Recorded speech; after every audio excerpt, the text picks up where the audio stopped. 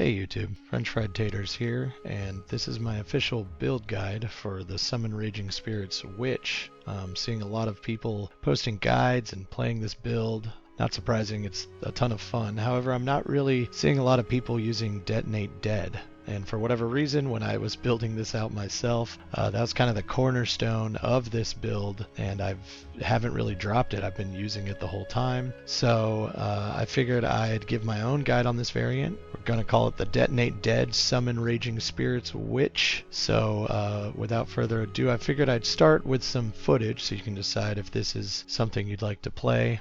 The basic concept is the same as most standard Summon Raging Spirits Witch builds, with a bit more focus on Detonate Dead. So naturally it makes it a bit more action oriented and manually casted, since you are kind of waiting to see those corpses and then exploding them as you go. Kind of harkens back to the corpse explosion necros back in the D2 days, which honestly one of my favorite builds of all time. So I think that might explain why I picked up Detonate Dead early there. The high density areas are where this build shines.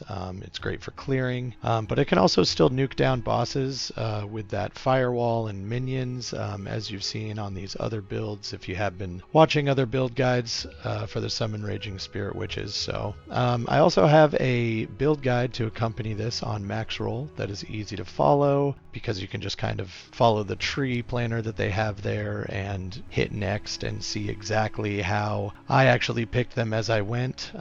So I do those in the proper order so that you can just follow along with that, and that is linked in the description below. So I feel like I've ranted about this long enough, and you've probably seen enough footage of me playing it at this point, so let's go ahead and jump right in.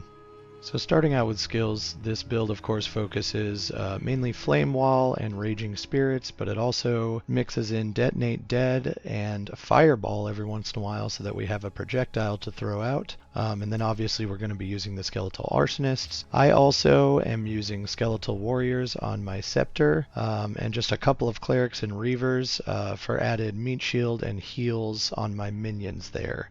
As far as support gems go, the reason that these skills aren't super support gem heavy right now is because I did want this to be more of a leveling build, since we're kind of in the early stages of launch here. I will later on do a more endgame optimized version of this build that goes hard and, you know, has some 6 link skills and all that. But right now the maximum that I have is 3, so that you can easily build this out yourself as you are leveling. So for Flame Wall, I am running Persistence. First of all, that gives me a 40% more skill effect duration. This just literally makes the flame walls stay up longer.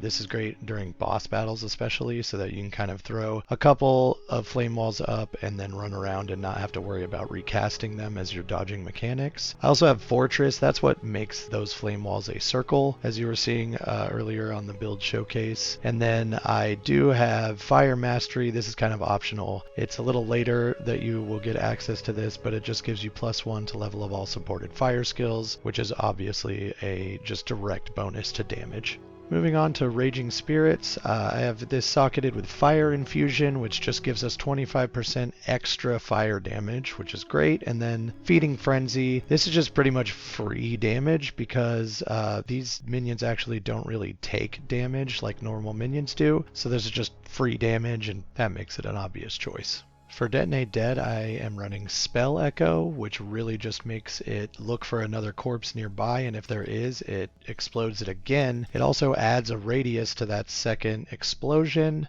and this is kind of the secret to my Detonate Dead build. That second explosion is basically always finishing off what the first one doesn't, and I love it.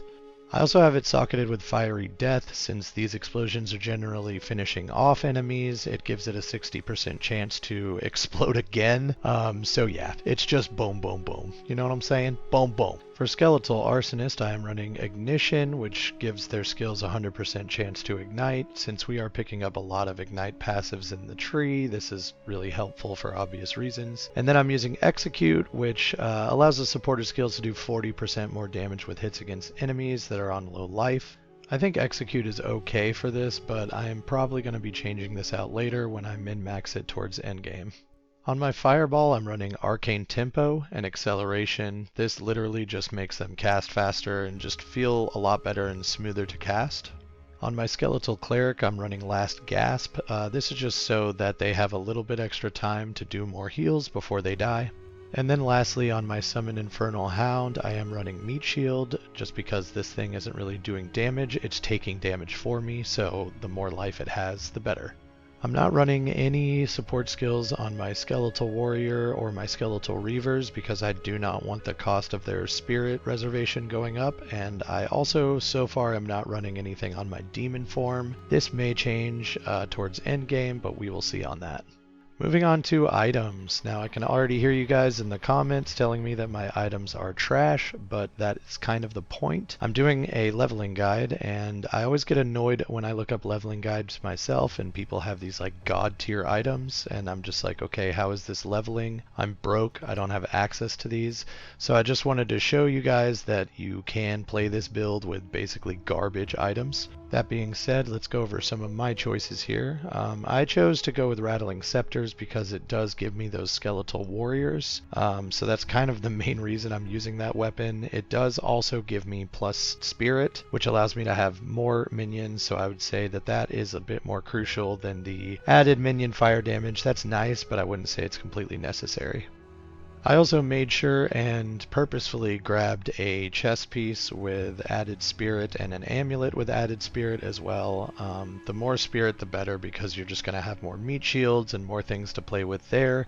So I do recommend prioritizing that if you can. Maybe hop over to PoE Trade and see if you can grab one for an Exalt or less, which is what I did here. For my focus, this is the main thing that is buffing my fire damage. I have a couple fire damage mods on it. I also made sure to grab something with energy shield and resistances, and this one also happens to have plus spell levels.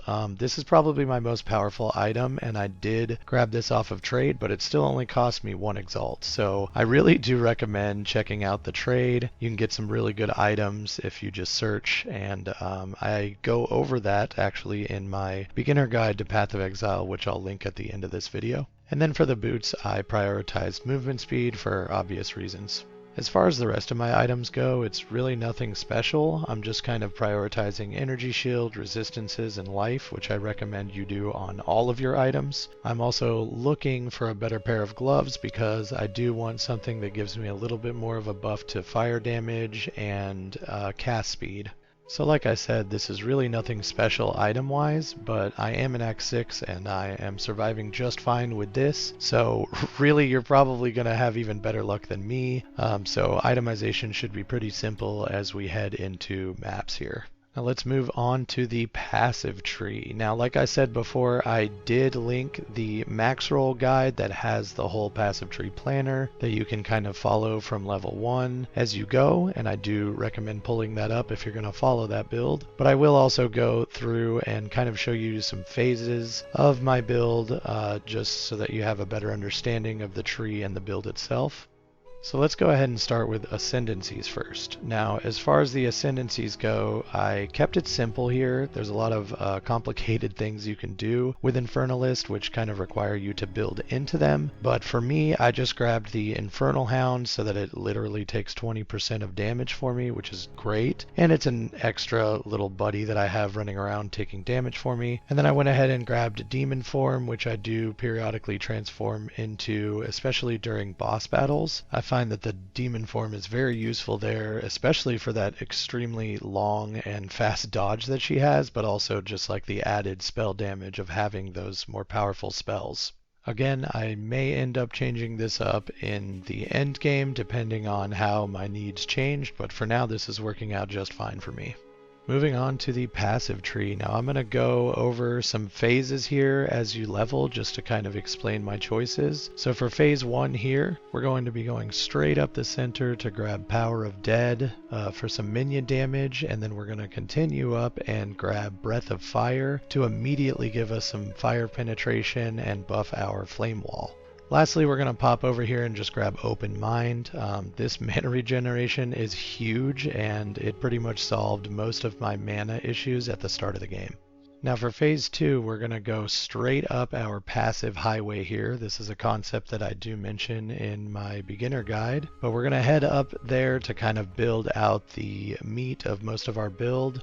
And we're also going to go up here and grab Lord of Horrors to give us some reduced reservation on our minions, which is kind of self-explanatory there. And all the way up on the way to Lord of Horrors, we're grabbing a ton of minion damage, which is just going to buff our arsonists and our summon raging spirits that are coming out of our flame walls. Moving on to phase 3, this is probably the most exciting part of the passive tree as you're leveling here, because pretty much every single point that you put in the tree during this phase is going to directly buff your fire damage and your ignite damage, which is really fun. For this phase, we are going to be going straight up to grab Cremation, Burnout, and Volcanic Skin. All of these just give us insane buffs to fire damage, fire penetration, and ignite.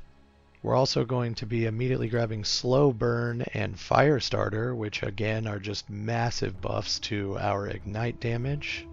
Then we're going to scoot over here to exploit the elements. Now this one is fun because not only does it give us another buff to our ignite, but it also just straight up makes us hit harder with our fire damage on enemies that are already ignited. So that is the basic backbone of most of our fire damage that we'll be doing. We will be grabbing more damage, of course, as we go, but that is going to get us through most of Cruel. And now we're going to go into phase 4, which focuses a bit more on survivability, which is right in time because right around this point in the tree, you should be going into Act 4 for the first time, or what most people are calling Cruel. So for this phase, we are going to be going all the way back to the start to pick up some of these energy shield passives. We're going to run straight up here and grab Pure Energy and Dampening Shield for just a huge buff to our energy shield. And then we're going to head back for some elemental damage and grab All Natural over here. This also gives us a nice little buff to our elemental resistances, which is nice at this point.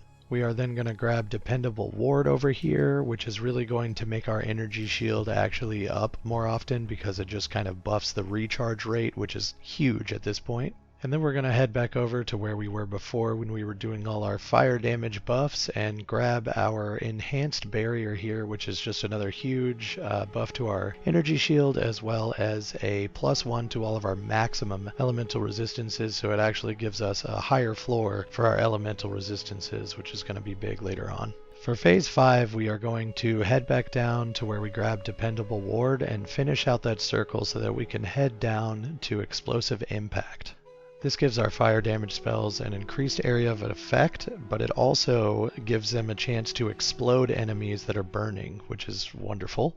Then we are going to open up the build a little further down the tree and come over here and grab Bringer of Order, which is just going to give us more minion damage to buff our arsonists and our raging spirits.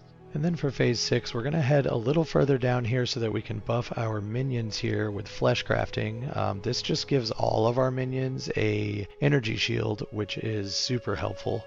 And then we're going to grab Emulation down here, which just gives us more chance to ignite on the way to it. And then once we grab it, it actually gives us 10 to strength, which gives us some health, and it increases the magnitude of ignites that we inflict. And then lastly, for phase 7, we're just going to kind of cherry pick some more energy shield off the tree for survivability. We're going to be grabbing Eldritch Will, which gives us life, mana, and energy shield. And then we're going to come down here and grab Calibration, which gives us 30% more energy shield and maximum mana, so just huge for survivability and castability.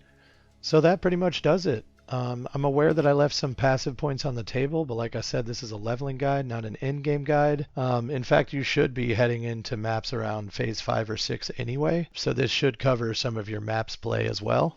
But I just wanted to say thanks for watching. As you can see, I am basically an invisible channel at this point. I am extremely small, so I really do appreciate you finding this video and watching it all the way through, so thank you for that. I do have a beginner guide to Path of Exile, which I recommend watching next. Other than that, give me a thumbs up if you liked the video and consider subscribing because it does help me out since I am pretty much teeny tiny at this point. Thanks guys, and I will see you on the next video.